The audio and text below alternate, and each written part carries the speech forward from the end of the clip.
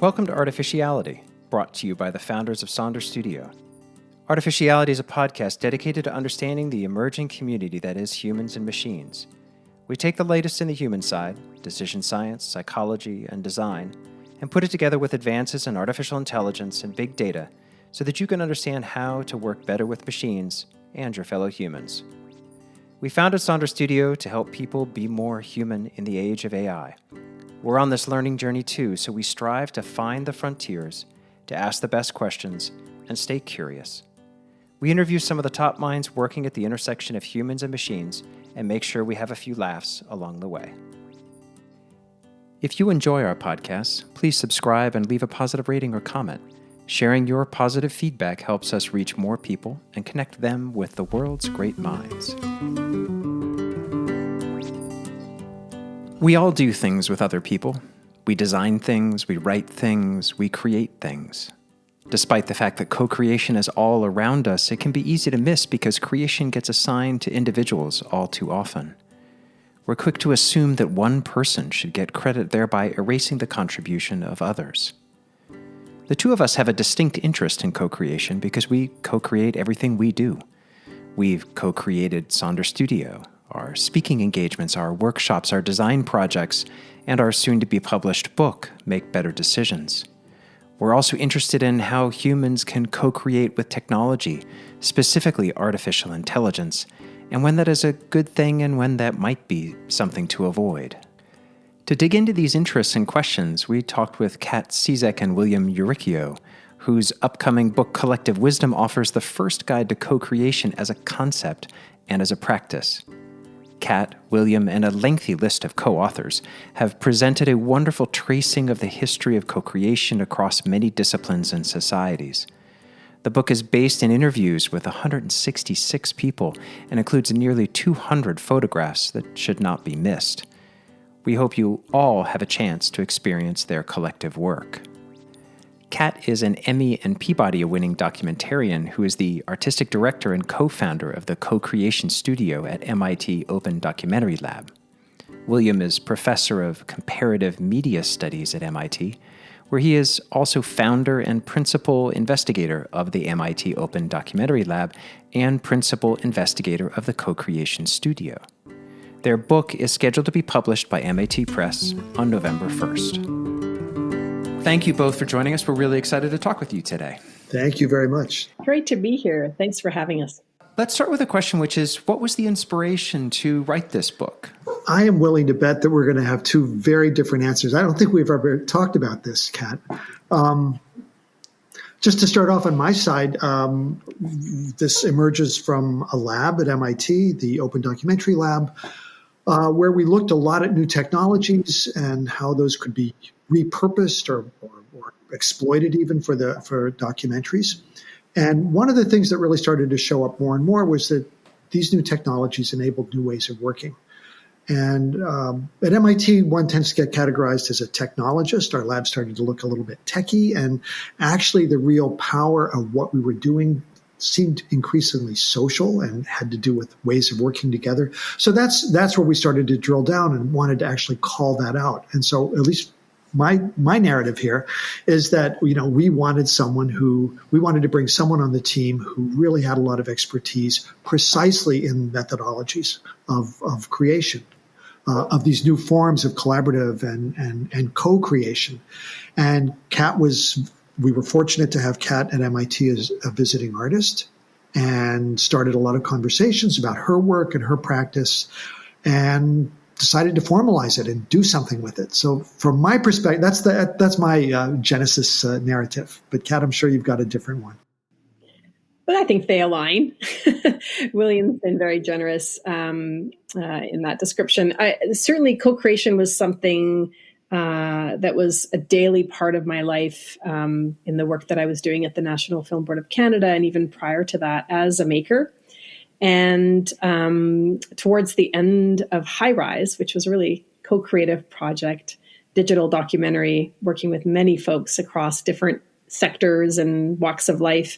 And there was already a co-created version of it with William and Sarah at the Open Documentary Lab as a visiting artist, I grew increasingly exhausted and excited by co-creation.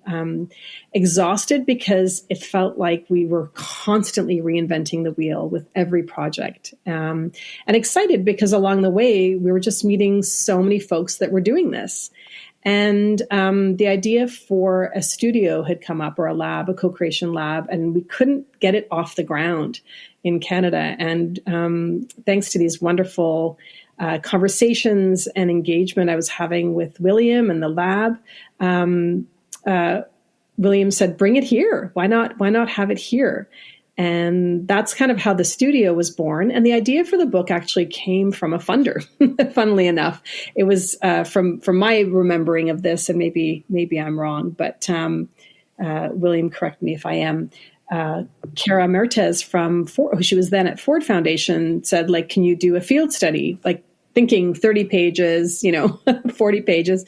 And that just grew and grew. He just kept talking to more and more people, and it grew, and it turned into a very large field study. One of the things that you said that really caught my attention was how it felt to you that you were constantly reinventing the wheel.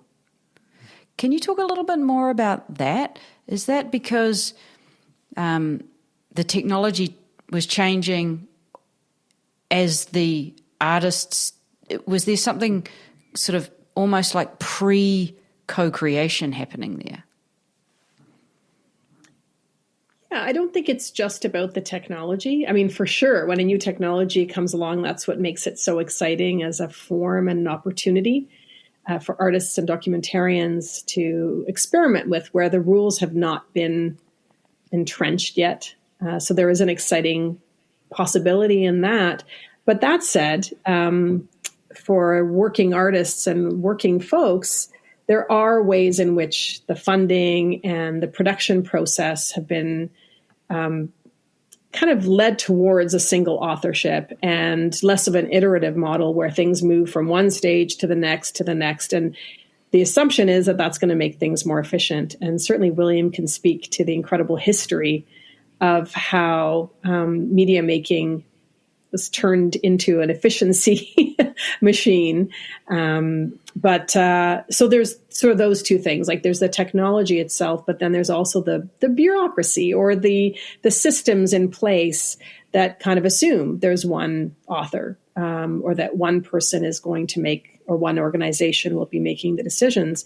And so every time there's a co-creative process, which we say it's not the only way, but it's more prevalent than we think. I think when people start digging into the way they do things, they often realize they are co-creating and they're hacking around budget forms at their funding agencies, or they're hacking around decision-making processes in place already to make it work, to be more collaborative, to be more co-creative.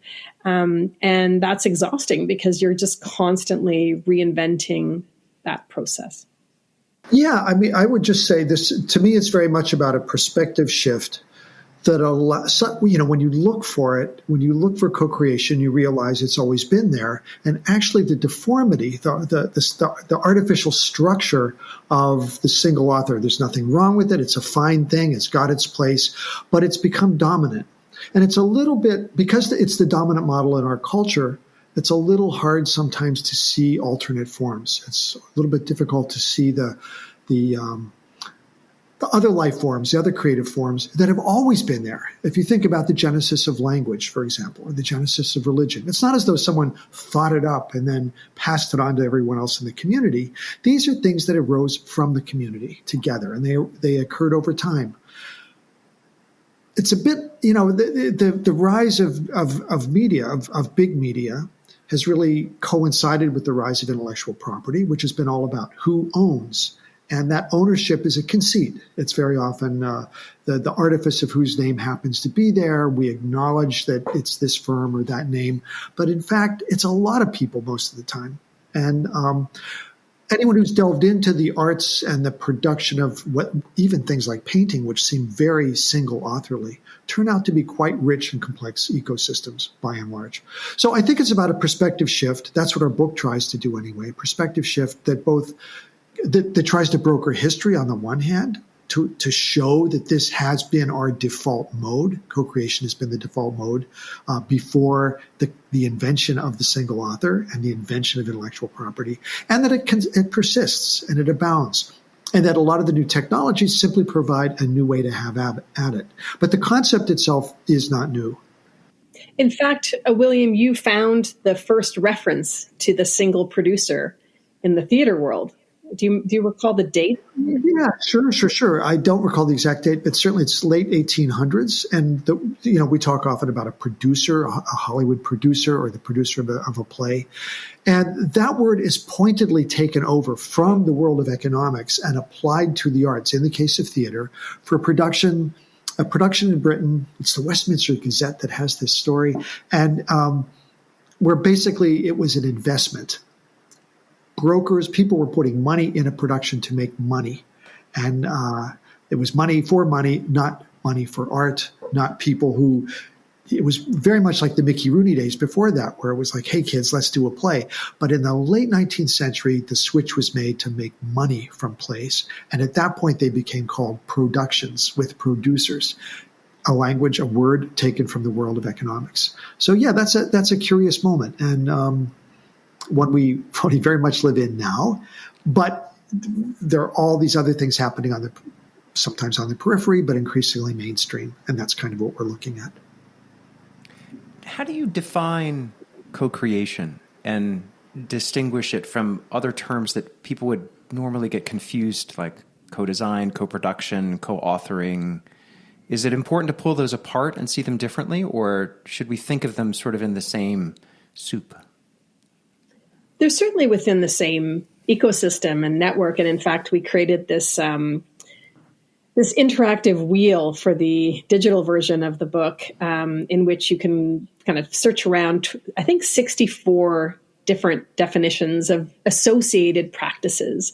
And we argue that co-creation is somewhere in the middle, and that all of us, coming from many different worlds and disciplines, we all sit in that central circle, often looking out into our disciplines, and we forget that there's actually people sitting behind us that are a lot closer to us than people in our own disciplines. And we're not, people can call their work whatever they'd like. This is not a prescriptive book. It really is more about just setting a few foundations so that we're not constantly reinventing the wheel. That said, co-creation for us is specific compared to collaboration. We all collaborate in every discipline. We can take the film production model as an example, where there's high levels of collaboration involved in making a film, but the authorship and the vision and the agenda is set by a few, and then the others come in to realize that vision. And for us, it's a spectrum. It's not black or white. But for co-creation to happen, people are entering the room without that agenda set, without that script written. And together we're figuring out goals or things that we'll make together that we had no idea we would do before we entered that room. So it's a little bit more like devised theater. I think devised theater is a great example of that kind of co-creative model. And it seems really important to make that distinction at a time when social media has given rise to, participatory culture is a wonderful thing. But there are forms of it, and I would say the dominant forms, where actually people are being harvested or fleeced. Their time is invested, but in fact the control, the vision of what the project is really not of their making, and they have no control over it. So all those gradations, participation, collaboration, there's endless terms that, and as Kat just said, these really do form a bit of a Venn diagram, and somewhere at the core is what we're really trying to get after. And one of the key things for us is it's probably not co-creation, or for us it's not co-creation, if it's not tied to equity and justice. And we spend a lot of time in the book talking about the risks of co-creation, and one of them certainly is co-optation and exploitation, reproducing the same cycles but calling it something else. So that is certainly something that most of the people that we interviewed in the book have to contend with, and there are ways in which we talk about mitigating those risks. was pretty interesting to look in the Oxford English Dictionary for the term co-creation, because OED is fairly complete. The term is not there. So we did an n-gram search on using Google to sort of see the frequency of the use of the word. And the word has been around for a while, for certainly for 100 or so years. Much greater frequency recently.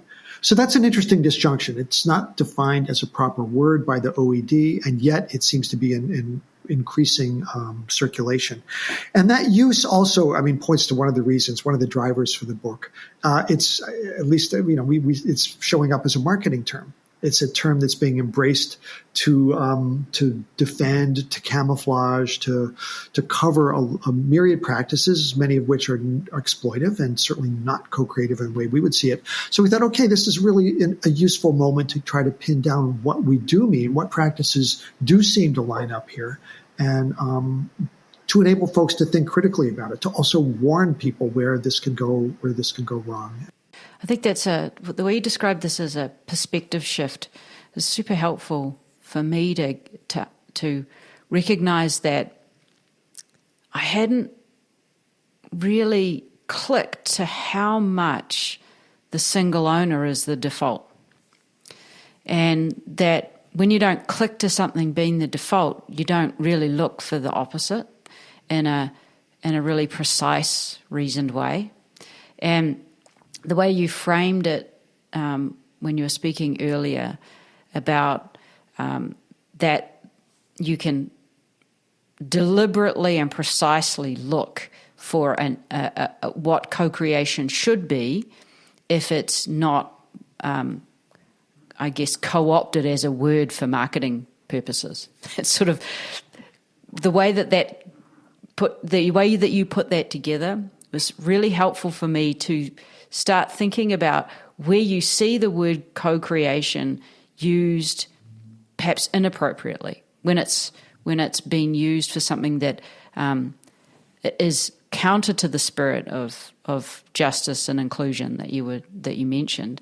A year or so ago, we had Josh Lovejoy, who was an AI designer, on our podcast, and he talked about how Silicon Valley likes to destroy words, and the word at the time was ethics, and that word he predicted that word would get destroyed by the AI ethics movement, and he was right. Yeah. We now talk about responsible AI, and it makes me wonder whether we're going to see, if we're not careful, the word co-creation will actually get destroyed in the same kind of way.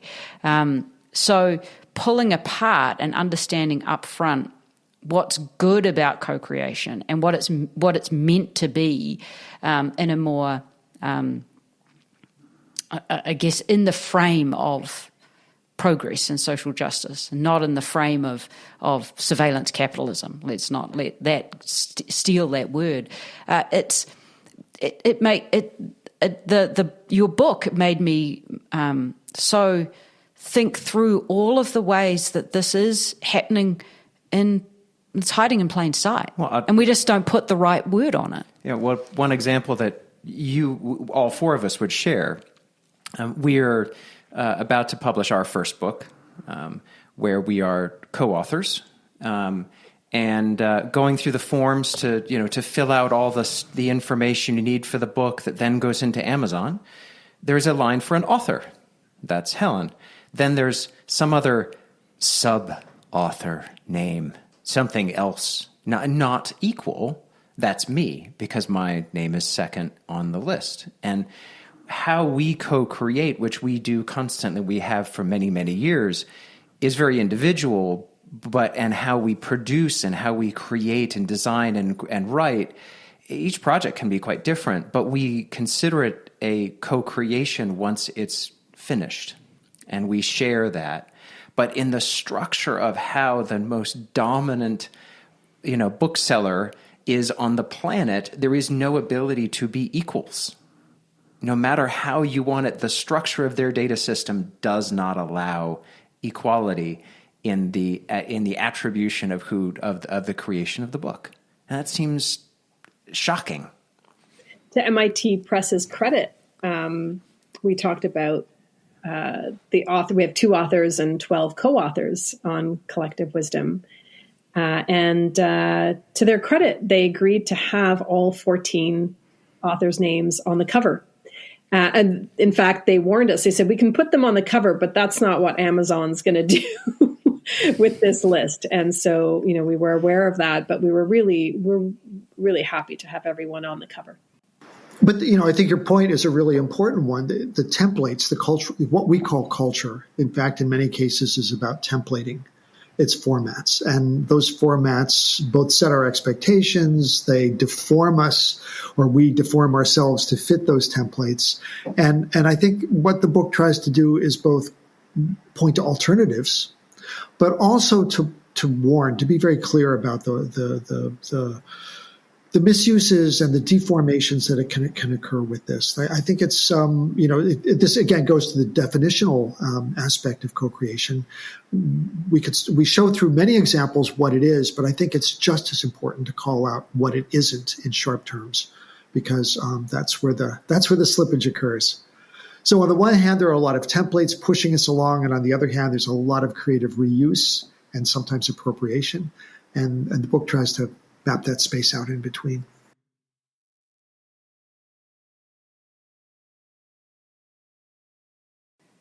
Say we're working through some kind of, quite complex problem with multiple stakeholders.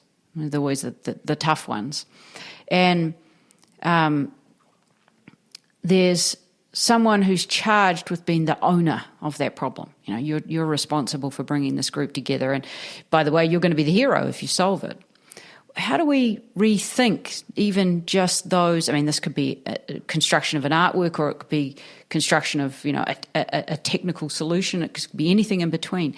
How would we reframe our language or our almost order of operations to not fall into one of these holes, or not allow for some sort of appropriation? Because if we're too conservative and stick with the methodology we know, the flip side is that it does work against inclusion as well, because people get worried about saying the wrong thing at the wrong time. So how do we take some of the things that you've found at that definitional level and start to rethink some of our language? Part of it is to think about leadership differently. So what is it? This is not a book that argues for leaderlessness. In fact, it's about what one person called leaderfulness. So it's about taking that role and thinking about it differently. It's not about making all the decisions and ordering people around, but rather facilitating the opportunity for a collective decision-making process, and having someone really tasked with that role to make sure that people are heard, that decisions are more equally distributed, and also so that we're not putting the weight of the work on people that are already taxed in other ways. That's another big part of it that is often overlooked or neglected, especially in work that involves members of the community that may be vulnerable or may be coming from a position of inequity. So thinking about that leadership really, really differently. And then the second part of it is really not rushing into things. And taking time to develop those protocols and talking and articulating, what do we mean by co-creation? What do we mean by decision-making? What do we mean by ownership? Who gets paid and how and when and why? And those are the conversations that need to happen before you jump into the work. And that's where often things are rushed. People feel fragile. People don't want to go there. But if you can't have those conversations, then more probably than not, you're going to land in the templates that, as William so articulately said, exist and are there for a reason, right? I'd say, yeah, it's a truism, but nevertheless, the focus here is really on process as well as product. But it's not. I think the problem with so much of the creative scene these days is it's product oriented, or maybe even promotion oriented. So forget the product; it's how you promote it. And in this case, the process is really the part that brings people together, where people learn to see through one another's eyes, respect one another and one another's abilities. It's not about everyone does all the same things all the time. Differentiation is fine. There are times when things are less co-creative and more co-creative. There isn't a single model for this stuff, but I think throughout there is an attentiveness to the process and to the other. Yeah, it's interesting. You mentioned culture before, and I'm struck by the fact that we are quite enamored and addicted to our hero culture. And that seems to be in great conflict here. It's a Tom Cruise movie. It's a Martin Scorsese production. Steve Jobs is attributed with all of the product genius, even though he never actually asked for it, and always tried, and always every product launch included the team that actually created it in the front 2 rows. And always, he pushed it there. But still, our cultural aspect is, is to think about the singular person. And Silicon Valley's done a remarkable job of amplifying this, because the Valley is just addicted to its founder culture. So everything about Tesla is about Elon. Everything about Amazon is about Bezos. These sort of, singular people are given credit. And it feels to me like that is conflating this problem, right? That obviously all of those things, those products, those organizations, the genius was all some sort of co-creation, because not one person can actually do it. But we so want to hold up these singular individuals that it makes it so hard to see team, to see combinations of talents that come together to create something. And I'm not sure how can we reframe that? Where are there examples where we're good at changing that, where it isn't about the success of the, football team as the quarterback or whatever, where there's a singular person who's sitting there, getting all the credit? Like, are there any good examples of how we culturally, embrace group creation? I think that shift is happening, and it's happening fast. I don't think collective wisdom may have come out as a trade book in 2019, maybe as an academic one. I do think something has cracked and shifted in a really profound way, having done this work for decades and meeting certainly people who are into co-creation, but also getting that pushback from often from the powerful, the people that sort of make the decisions around funding, around ownership, around distribution, in particular of media. And there's a shift, there's a big one, there's a crack. And we're seeing it in Hollywood. We're seeing it, I think, in Silicon Valley. Hopefully we're seeing it in demands for democracy around the world. Although we certainly have, you mentioned very, very well what's happening in Hollywood and Silicon Valley, but we can also look at authoritarian governments and the rise of them around the world that create the same kind of hero leader. But one beautiful example, just yesterday, I read a beautiful interview with the team behind Sarah Polley's new film called Women Talking. It's just premiering here in Toronto, and it's a beautiful interview. It's an ensemble interview with the full cast and the director of this film based on Miriam Tao's book called Women Talking. It's about a very tight Mennonite community from which Miriam actually came from, and allegations of abuse and how the community deals with it.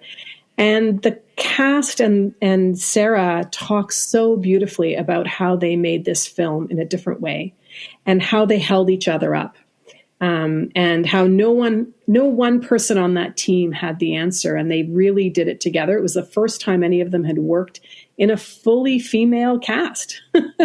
And it's just so beautiful to see this kind of work rising and that kind of process being honored in Vanity Fair. This is a beautiful example of, I think, how things are shifting. It's not just about a negativity or slashing a hero culture, which is part of that cracking process, but also having new types of work rise. And new forms of work. And I say this with trepidation because it's not exactly examples of co-creation, but I think narrative is a key part of the problem.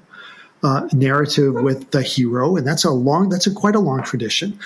But there are alternate traditions, and certainly some of our new media technologies, interactivity, for example, where you can go your way and I can go mine. And the makers construct environments that enable the user to wander and they can find their own stories, and there are plurality of stories present. Or VR environments where you can enter and it's unstructured. It's a sandbox. You can make of it what you will. I'm not saying those are examples of co-creativity, but I'm saying these are technologically enabled alternatives to the single, to the hero-driven narrative that's really been at the core of our culture. There are older examples in print, and I think here of the British documentary maker Humphrey Jennings, who wrote a wonderful book called Pandemonium about the coming of the Industrial Revolution. That's nothing but an assemblage of found objects, cut and pasted quotes from a 150, 200 year period, and you can use it in myriad ways. You can jump around. He encourages you to use it a lot of different ways. That multivocality is really crucial.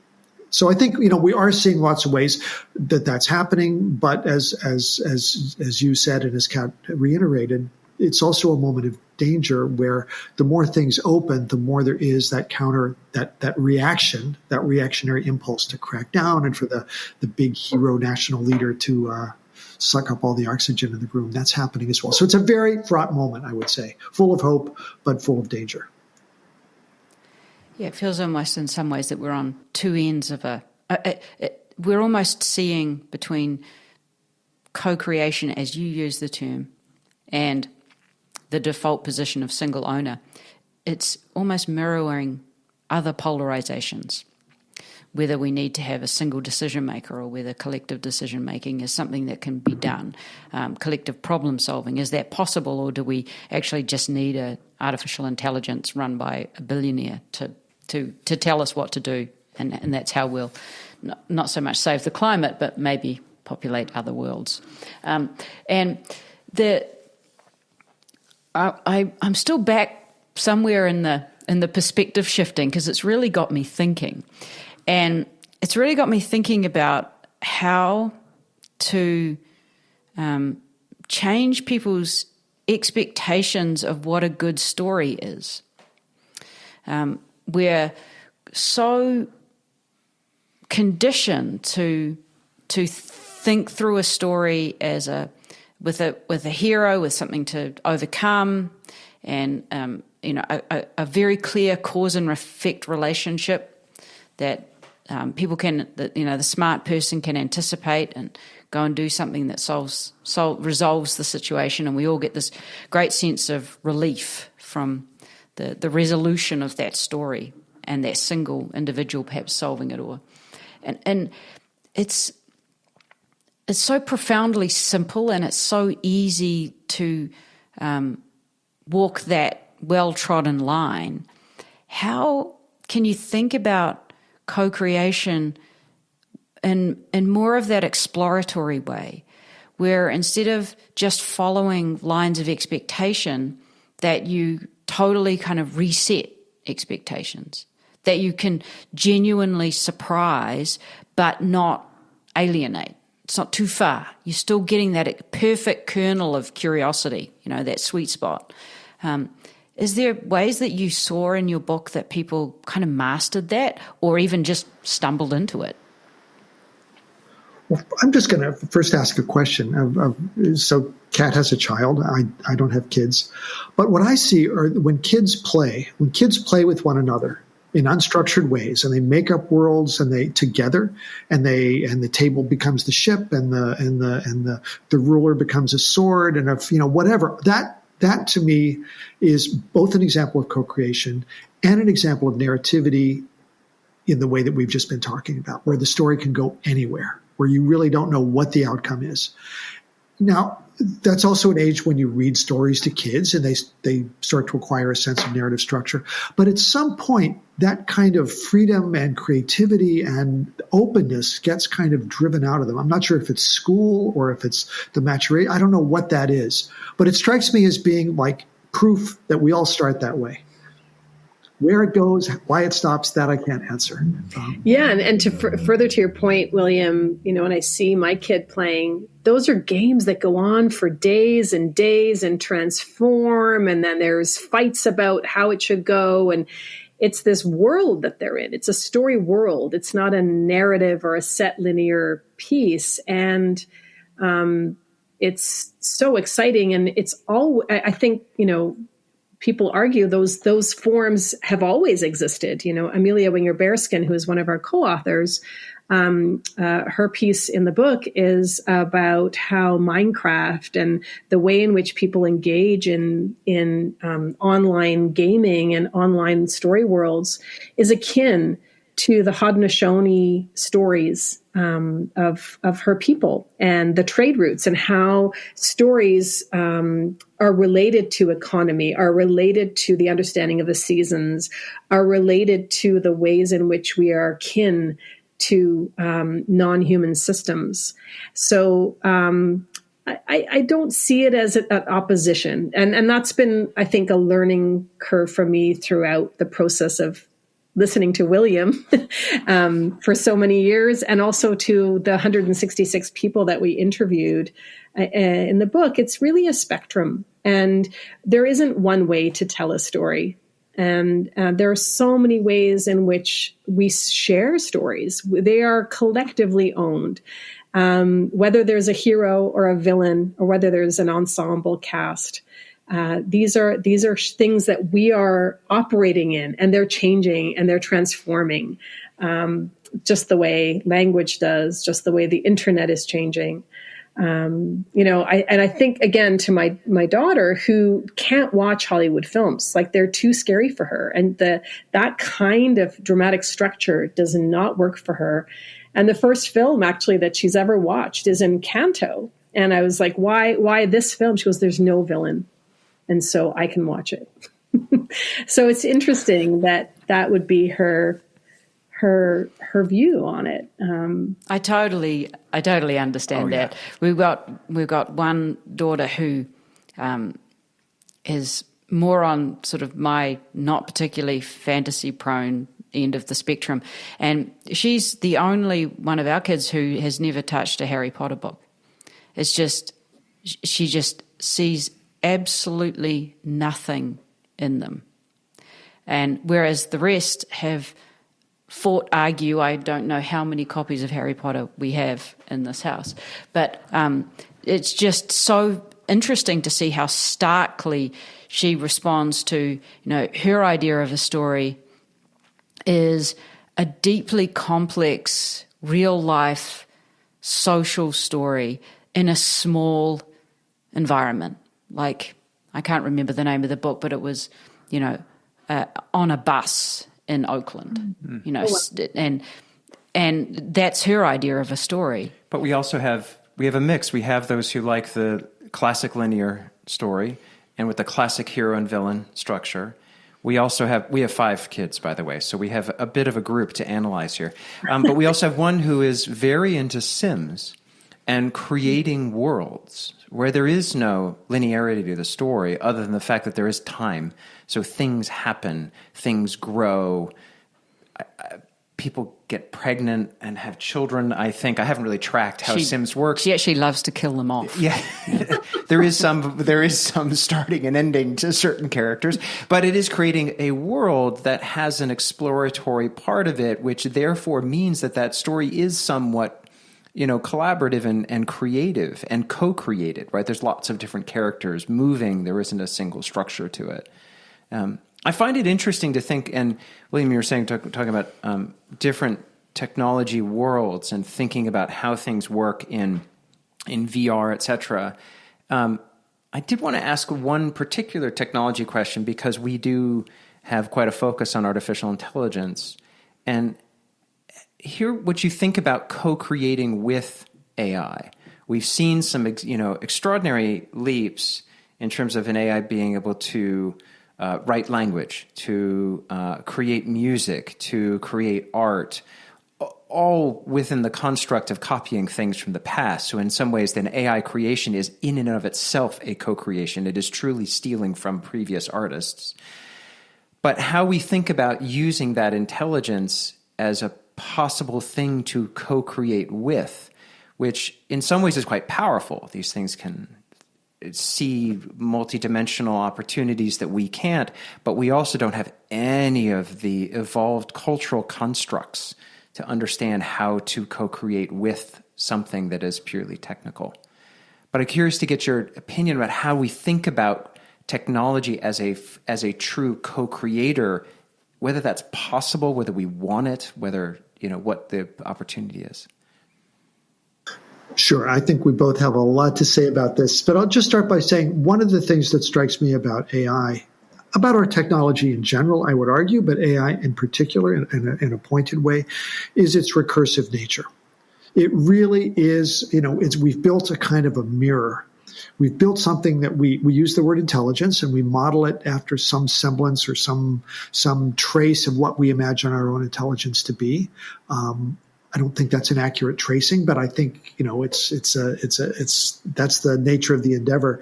So in a way, we are having a conversation with ourselves, and a lot of the programming of the training sets, the ideologically skewed, lots to say about it, but ultimately it's semblances of ourselves as a social organism.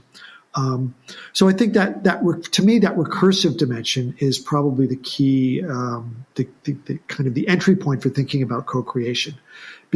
Now, there are great ways and not so great ways, and there's some really creative ways to have at this. And we have some wonderful examples in the book of artists who've been exploring this. There's definitely the cultural construct of artificial intelligence that is curious, and there's a tendency to equate that intelligence to human intelligence. That's the sort of the myth of artificial intelligence, is that it's going to replace the human, the necessity for a human decision or human intervention. But in fact, we heard a lot about placing artificial intelligence within the context of non-human systems and non-human intelligence, and what that means, particularly within the context of indigenous epistemologies, but also many artists who are working often with artificial intelligence, but also with other types of non-human systems, such as slime mold or large-scale invasive species, for example, like Marina Zarkov, who does co-created projects with humans like chefs, but also with invasive species. Will create big feasts of jellyfish meals on the coast when they arrive. But I think the one I did want to mention was Kyle MacDonald, who is an artist. We interviewed, to step back a little bit, we interviewed 30 artists for the last chapter of the book, which is precisely this question: can we co-create with artificial intelligence, with machines, with non-human systems? And we didn't really know the answer, so we thought, let's just do a scan of 30 folks. And people were on a spectrum. There were those that said, absolutely not. This is my work. The artificial intelligence or these tools are really a paintbrush for me. And then there were others who really said, no, like things come back to me. I don't know what it is. There's no agenda for me at the beginning. We co-created together. And Kyle MacDonald, I think further to the previous conversation we had around the multiplicity of the way stories are told, Kyle MacDonald he works with music. And, he says there's the singer-songwriter of music, where we are looking for that singular author, that singular voice, that emotion. But then, that's not the only function of music. There's so many different kinds of music that do different things for us. And maybe we can think of narrative and story that way in media as well. And he's really interested in artificial intelligence with what it can do in terms of writing songs per se. But what is the social element of dance beats? We're looking for something different in that music that brings us together, that connects to the way our hearts beat. And maybe artificial intelligence is really good at creating rave music. So there's that sort of, again, thinking less in terms of plus or minus or yes or no or binary, and really thinking more about that full spectrum of the way in which we relate to technologies, relate to these systems that are so huge, and maybe decentering the human dominance over these systems and kind of being more in relation with them is perhaps the goal for a lot of the co-creators that work with these systems. AI is such an interesting one because what one hears is people slipping within the binary of, oh, this is our instrument, the tool that Kat mentioned, or it's our master, the fear that, but we can't seem to step out of the master. It's either our slave or, oh my God, it's going to become our master. And in fact, there's so much else possible. And that's the space we're trying to get. The way you describe that just tracks so much of my my own personal journey for how I sort of see AI and people and animals, basically. That we start out with, and this is something that people really care about. I did notice over the weekend that one of the top stories in the New York Times was about an AI art piece that won an award, and that the people care about this stuff. They care about whether machines are going to take over human decision making, whether machines are going to take over human jobs, whether we're less human because we're more machine, all of that kind of stuff. And a lot of my personal journey through this started out with studying AI and then realizing, whoa, this makes people lots more interesting, because you can see so many more things and richness about humans when it's up against the mirror of what AI tells you about. And then more recently, looking at consciousness and not really thinking too much about machine consciousness, but this whole process of trying to understand human consciousness to maybe program it into a machine really does expose the animal consciousness, that there are so many different experiences from other animals that we just we take for granted that we know much more about smell because we recognize that dogs can smell so much more than us. And it almost alerts us to this world out there. And I think that AI does that. It alerts us to another kind of experience. It alerts us to whether it's some massive data structure in the cloud to do with, customers clicking on stuff, or it alerts us to a different kind of universe. But there's definitely things that AI gives us that then changes our perception of what even we want to create, which then changes our judgment of whether something is even creative. That we shouldn't want to even separate necessarily the human aspect and the machine aspect because we don't even know where they first bonded in the first place. That point of co-creation gets harder to even pick out because our experience is now so shaped by that. And I find that fascinating because if there's one thing I'm kind of optimistic about, it's that if we can use AI to help us see these different experiences, then we can create things that do solve some of our real problems. They solve the problems of the way we treat animals, for example. We can get a deeper experience of the fact that other animals experience things a little bit like we experience things. So, maybe eating them is not necessarily a great idea. And it's really changed my perspective on how we even think about the increase of our morality. It's like how do we resolve some of these long-standing social justice problems because we have to, not because there's only one person who wants to, or it's a tug of war. It becomes this broader experience. if we step outside of the false binary of master and slave with AI and look at it as a heuristic, which is what you're talking about, it's a way for us to interrogate, to analyze, to reflect. The mirror part of it is really intriguing, and I usually prefer to call it a looking glass with a reference to Alice, where it's kind of a reflection, but it's also full of distortion, and but a wonderful place to explore, but not also a little fraught. But anyway, sorry, Kat, I know you have. Oh, I was just going to quote Leroy Littlebear, who is a Cree philosopher that Jason Lewis and a great crew wrote a beautiful article about equating AI to non-human systems in an MIT publication. And the quote is simply that, human intelligence is just one channel on the dial. And I love that quote. We kind of, open that up. We start thinking about these things in such different ways.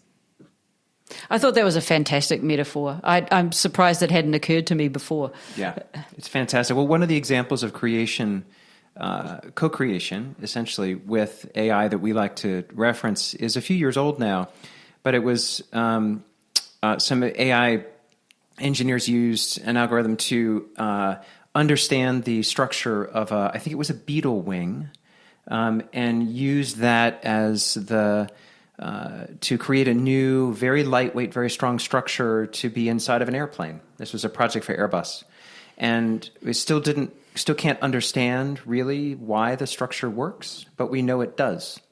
And it was a wonderful way of using technology to understand something natural, to be able to then create something that we want, but we don't understand. We can't do the math. The machine is seeing something in this sort of dimensional analysis that we can't understand. But it was sort of a beautiful way of seeing some form of co-creation, I think, with the machine.